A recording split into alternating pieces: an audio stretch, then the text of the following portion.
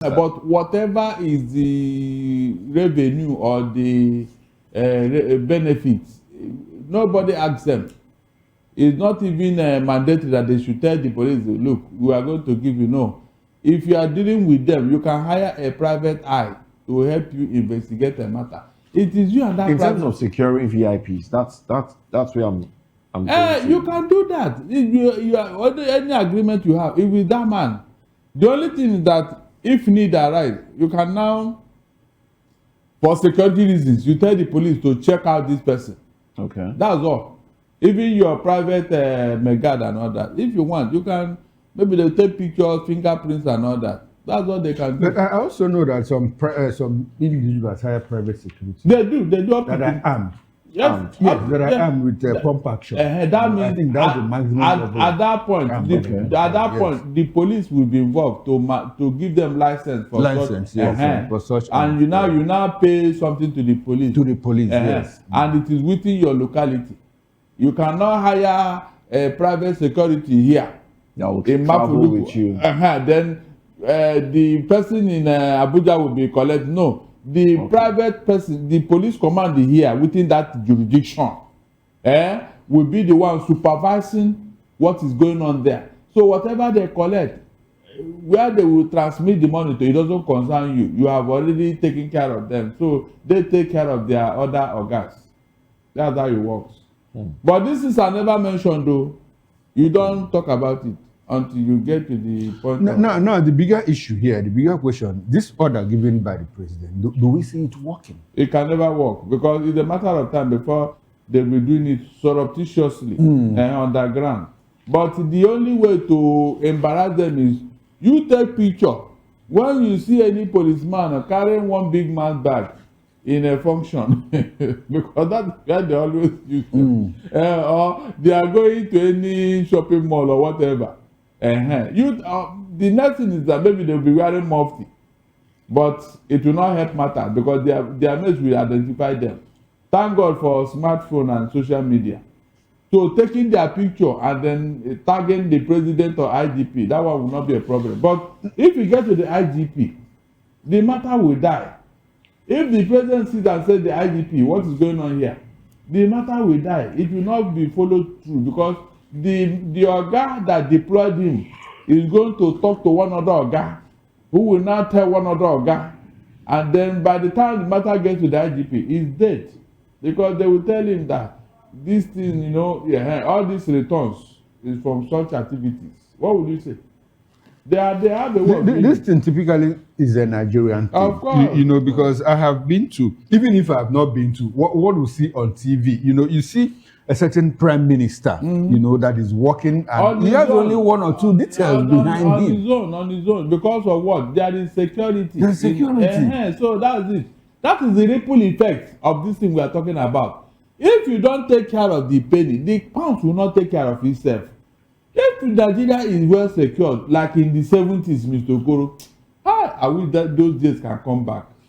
In Surulere, where I grew up, Mr. Okoro, in fact, I will stroll from my house to our house to Surulere, Super Cinema. After the event, I will stroll back with my friends by 12. 12 a.m. 12! By the time we do, waiting with Sabi. We are just frolicking, In fact, whoever did this into Nigeria, that person. It's quite unfortunate. You can still stroll if you want to stroll at all. You say what? By 12, really? Stroll. What barrister said. Now, I remember going to secondary school. What my father did was that time, because I had to move from my village, to the city. So he just took me, for the first time. When submitted me to school with the prospectus, we checked everything, and he went back. When school closed, I simply walked across the main road, entered a taxi to the motor park, entered to my village, and all through the 5 years I stayed in that school, that was what it is. He never took me back to school again. But I can't imagine my 11-year-old son now leaving him to travel from that village to the city unaccompanied. And it is like that with a lot of people, because you have cases of children you have been, you are missing on account of the fact that, look, their parents let them just go. And A mother in Ikorodu complained. I sent 2 of my kids to go get ATM. I think at that time we had Bomo. That was what they were called then, but it wasn't as rampant. As rampant as it was now. in a Now it's everywhere. It wasn't as was in rampant. A woman in Ikorodu said, I sent 2 of my kids, 16, 18, to go get money for me from the ATM. And that was the last those kids were seeing. Yeah? I'm telling you. 2 of your what? Kids. Your no, own? not me. A woman in Ikorodu. Okay. And that was the last. Of course, they're always all over the street corner watching out for lonely children and all that. It's everywhere. Because they see those kids are like, money, When you see lonely children walking about before you know it, one phone call will connect the other person and the other person will say, there is something here. Before you know it, a car will come and they will zoom off. It's not, unless this thing affects you, you won't know how bad it is. I'm not joking. You won't know how bad it is. Indeed. Well, let's touch on outside station, outstations. We have Frank Ehioso. Frank, I hope we can speak to you now. It was really difficult getting your audio earlier. You couldn't hear me. That was the challenge. I hope you can hear me now. Yes, I can. Yes, we can. Go ahead, please. We're talking about this headline. We're talking about this headline from the Punch newspaper. The headline reads, Mass Abduction Crisis. Tinubu pulls 100,000 policemen from VIPs. And then the riders, in case you need the riders also. President meets service chiefs. VHQ reviews operation. 50 Niger pupils, 38 Kwara churchgoers freed. I was quite elated. I listened to the respected barrister when he detailed some issues that are as real as the air we breathe in, even if the system tends to deny it, like it doesn't exist. It's unfortunate that it is what it is. I thank God for your co-anchor who made reference to a lady who affirmed that her kids, who were already teenagers, in fact, one of them was 18, like I said. Because it's not just those that are 11 years old that you escort. These days, even people that are up to 20 or more than 20, parents may have to ensure that there's further follow to ensure their safety. Even in city centers, you can't quite guarantee safety. And all these things are simply offshoots of the failure of the system. And it's growing in momentum. It's getting worse, unfortunately. There isn't any clear attempt to change the narrative. What the president said just now about the directive, I hope it will be different this time around because the president, so in my opinion, I think he appears determined and he's daring. So I hope that tendency can be extended for the good of all Nigerians. Because right from Obasanjo's time, Yar'Adua's time, OBJ's time, not once, not 5 times, not 7 times, have these directives been given. But they never see the light of day in reality. Because like the lady barrister said, it's a system by which the police in a sense gets returns. Either payments for service rendered because what they get as pay from the government is not due. So this system is sustained. On that note, how many times did the former IGP give directive? How many times was the same directive given under the boy? How many times did they give similar directive under that? So I just hope that this president would have a difference in terms of the impact of this directive. It's very unfortunate. But all these things will be done because there is a malice in the system that is left unchecked. You see, government is a superstructure that pretends over every other sphere of society. And government, with all intent and purpose, does not want to ensure transparency. I don't know what they are afraid of. Because we have a country where people can have wealth without any trace of its source. As far as that culture is sustained, go and bring US Army. They cannot secure these states. That is the truth. Because people resort to all means to get money, all because you can get wealth without trace. And the government promotes it or incentivizes it. All because politicians want to sustain their livelihood and wealth that they can live with without any tax receipt to back it up. So not until the system is structured holistically to ensure that from top to bottom, there's an organogram that ensures accountability. Instability will continue in leaps and bounds, and all the other lapses in society will continue to expand. That is the truth. So government must ensure that things are rigid. For Christ's sake, I was driving last night. I was going to my own house and I was afraid to drive into my compound because I saw two SUVs in a hospital right before my house as in parked, and they don't have number plates. I have to be circumspect for some time before I can drive into my own house. And Nigeria is the only country where you drive on the road, you find vehicles that don't have number plates. You can't find that in Togo. You can't find that in Benin Republic. There's so much lawlessness. And all this breaks down to the fact that governments allow things to go because they think a few of them benefit from it, not knowing that such land that is left open leads to doom for the nation at large. That is the truth. Well, indeed. Indeed. It reminds me of in my estate one day, I parked somewhere. I went to a bar in the estate and then I just went into the car to make a call. So I was parked in front of someone's gate. I noticed when the person drove in, he saw my car, saw me in the car, and then he had to drive past me. To make sure I was, I noticed the way he was staring at me. He drove past me, got to the end of the street. I was looking at him from my rear view mirror. Called his security guard. His security guard came out, walked past my car, looked at me. And your car is black and tinted. Yes. Yes, suspect. Yes, suspect. He walked past my car, looked at me. I greeted him. He now went, opened the gate, and I saw him beckoning on the guy to come. The man now drove and entered his compound, and I was just laughing. But well, probably he has something to hide. No, not only No, he might security conscious. People have been kidnapped you park in front of my house and you're saying people have been kidnapped in front of their gate. The moment you suspect, in Aba, at a point, if you were driving this old Mercedes V boot, you were a target.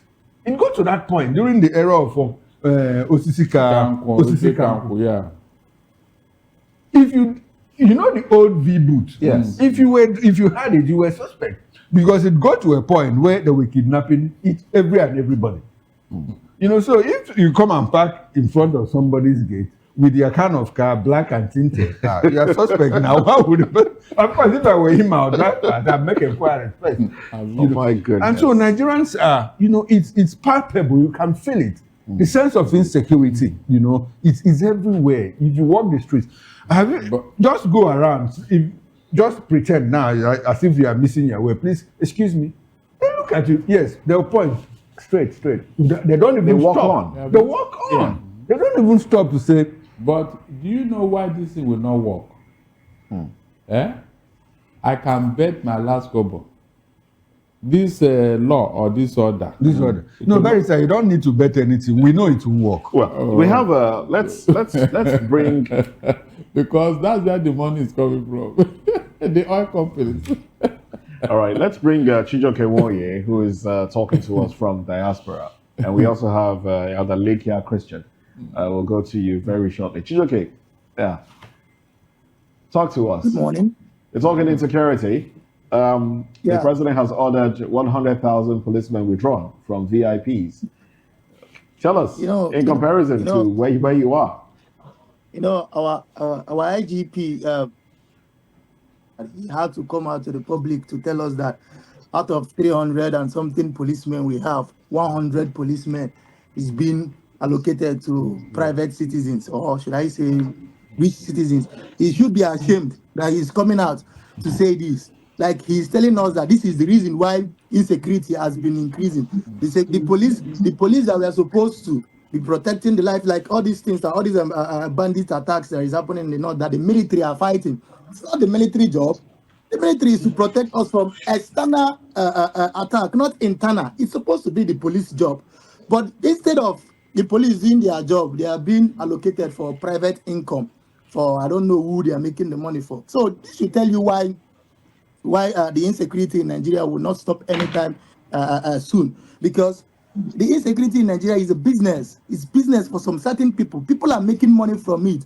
And I don't know, I've not seen anybody who is making money from something and is willing to give it up like that. So even the policemen too are making money from the insecurity, because there's insecurity. Now, some people who has money, we need security, we need personal security for themselves. And who are those personal security? The same policemen that are meant to protect lives. You see, Since when you look at Nigerians and how Nigerian is being run, you'll be like it's so complicated. You don't even know where to place your mind or where to place your thoughts up. These things there, it's just camouflage. They just come out to tell you what you want to hear. Oh, we have withdrawn 100 and something police. Where is the evidence? Where is the proof to show that these policemen are actually being withdrawn? And okay, you've withdrawn them. Where are they? Where did you post them to? So whether you like it or not, it's a joke. It's funny. They are just cashing crews with us, telling us what. Just wait and see again. The social media is there. It's not like it's hidden. So tomorrow you will still see the big men, the private billionaires. You still see them walking around with the same policemen that allegedly that they told us that they withdraw. So it's, to me, it's just like they've seen the tension, the tension in the land. They've seen how people are reacting to the insecurity. So it's just one of their game, to reduce the tension. They tell people, oh, we actually care. The fact that the IGP should allow the case or the insecurity matter to reach to this level before he will think of withdrawing these police people to tell you how unserious these people are in fighting the insecurity. It wasn't supposed to even get to this level. We should ask ourselves the question: what are policemen who are being paid with taxpayers' money? When I mean taxpayers' money, I mean my money, your money, everyone's money. Why is this policeman being paid to protect me, my family, you, your family? Why are they being located to protect some particular people? I don't understand. It doesn't make sense. Here in Canada, even the president or even the prime minister or the mayor or anything doesn't move around with police. They have their own private security. If you need private security, you pay. Police is a natural thing. It's a natural thing for everybody, not for there is no reason at all for policemen to be following private. There is no reason at all. So for him to be coming out, is he telling us for us to clap for him? No. Talking about moving around. Thank you very much, Chijoke. Talking about moving around. I don't know if you saw the video where Governor Bago of Niger State was driving in his convoy into his community, and they were throwing stones at the convoy. You didn't see that video? No, I didn't see it. Oh, Recently. yes. Yeah, First, the environment looked very bad. Into obviously, his own community. His own community. The dust, obviously, the roads are not tarred. Right. There are no drainages there. The people there weren't looking. They didn't look like people who had anything doing really. Or who had their son as governor. Exactly. And then he was being stoned. Pelted with stones and all of that.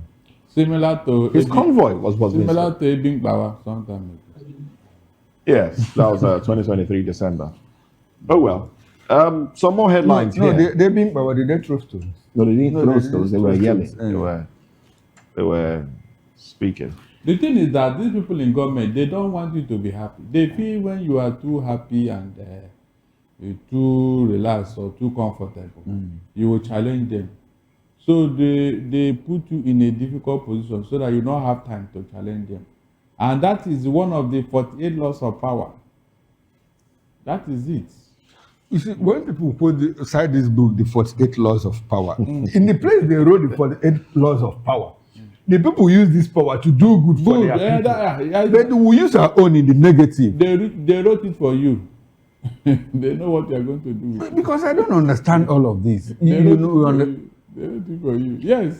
See, I don't buy the idea that that the politicians, when they get into government, what is it in government? What is it in service that changes them? Because you see someone who is outside here, he's sympathetic to the cause of the people. He's sympathetic. He understands that, people need water, people need schools, people need good roads. But the moment they get into government, everything changes. Why? Why is that? And it's not as if the money is not there. The money is there. Instead of using that money to develop your community and give you better life, they go and dump it somewhere. So why? Why is that?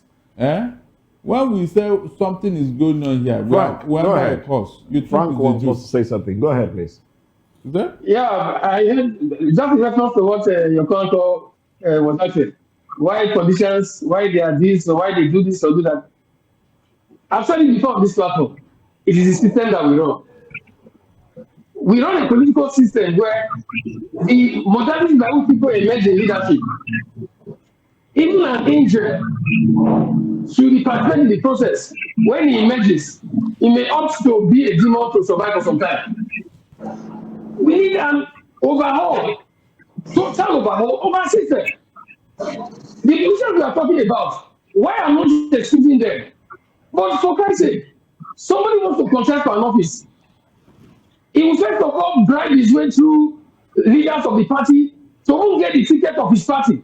It will feel like going through a journey to hell. And it's our system that ensures that that is the case.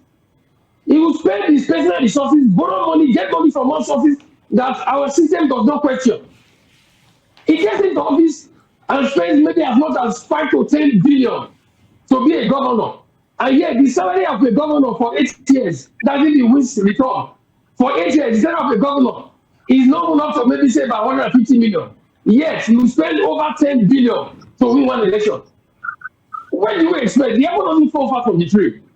So the system is what it is. Okay, My Frank, I like what you said, because my colleague here, Moses, has always asked that question in other shows. If we have a situation where our politics is heavily monetized, how do you ensure that good people get into government? It's a problem. And when you talk about total overhaul, who is going to do the overhaul? Who is going to do the overhaul? Because you understand sociologically, people in their comfort zone, especially politicians, they don't live. So you must have to do something extraordinary to take them out. And that is why the society is always in constant conflict between the we and the them, the us versus them. It's only when that conflict, spins out of control that we have a change in society. Are we able to embrace that change at this point? If you say nomination form is 20 million naira, which school teacher who, by the way, we understand has lived a good and decent life, has killed all those greed about women, about houses, about cars and all of that, how would that person get a nomination form? First of all, so that his people can vote for him as local government chairman. It doesn't happen. So how do we do that overhaul? That is the critical question, especially when our politics is heavily monetized. See, my response to it is very simple. There are those, in the history of the evolution of mankind, change is always a lot easier by those who steer the ship of state. Talking about our leaders. The president is there right now. The president knows the amount of money he spends just even before primaries. I can bet on the fact that just before primaries alone, the money the president spends is in tens of billions. I'm not talking about the main election. Because I can give you an instance. During the primaries in 2023, I have a friend that didn't have money to go. He was a delegate. When he called me, I paid his flight ticket to go to Abuja for the primaries of APC in 2022. By the next day, my friend called me. Guess what he told me? He said, "You see, I'm a millionaire right now. Send me your account number." And he sent the money I sent to him for ticket. I did so buy ticket for him. He sent it with extra money. He told me that they have made more than 20 million in less than 24 hours. And he gave me the breakdown. This candidate said $10,000. The other ones said $10,000. This one, in fact, he said he missed some opportunities. If not, in one day, he would have made more than 40 million naira. I'm talking about just primaries. So just the president alone, only for primaries, because my friend told me he got from that angle. So I'm telling you that this system will not change except those on top take the lead. But there's a way where change can come. Change can come from this kind of discussion we are having, where pressure now mounts from the populace. But unfortunately, most of the time when change comes from the bottom, the price may be too expensive for the state to survive it. So the president is there right now. He knows what he went through to become president. He knows that other governors and people do go through the same route. That is why corruption right now. Nigerian government cannot fight corruption because corruption is the pillar on which governance stands in Nigeria. We cannot lie to ourselves. So they attempt to look at it of facing the three blows. Because how do you recoup the money you spend to get into office if you don't adopt corruption as a mechanism? We are complaining about the Calabar East-West Road. How can they not issue that road without going through a procurement process? They must do it because you have spent billions, possibly hundreds of billions. Your salary cannot recoup that money. You have to get it back from the system. And you don't just get it back, you get it in multiples. See, the data Nigeria faces is one. with all kinds of emphasis. We've heard about Murphy's Law. Murphy's Law gained popularity a little after the Second World War. But, from the Air Force, US Air Force that was called the Murphy. Now, what is the highlight of that law? It is the fact that anything that can go bad will certainly go bad. Unfortunately, Nigeria as it is, the system of policy we practice is one that has ensured that we are on a free fall. A free fall benefits from it. But these politicians that we're talking about, that we say they don't change, it's because they don't see beyond the short and medium term. Because in the long term, even them and they and their children, they are victims. Everybody is a victim of this Nigerian system. It's just a matter of time. So it is better the system is corrected, things take the appropriate shape, and things would be appropriate for the future generation. And it's very simple. It is easier to obey the law than to contravene it. It is easier to set up a system where there is rule of law. After the Second World War, when the US led the world to institute what they call rule-based order, in the history of recorded history of mankind, the past century has been the most peaceful. The 18th century, 19th century, 15th century, 17th century were all conflicts ridden. But because of that principle that was adopted, rule-based order, since after the Second World War, there have been less conflicts in the whole of the world, much less than what we saw from time immemorial till date. And the same that applies to nation states. If the government would adopt this fundamental, that for any nation to work, it has to be anchored on specific discipline. The discipline of rule-based order, rule of law. Apart from that, we are just counting chickens that have not been hatched. And there is nothing that will make Nigeria get better if we rather get worse, in line with Murphy's Law. All right, then.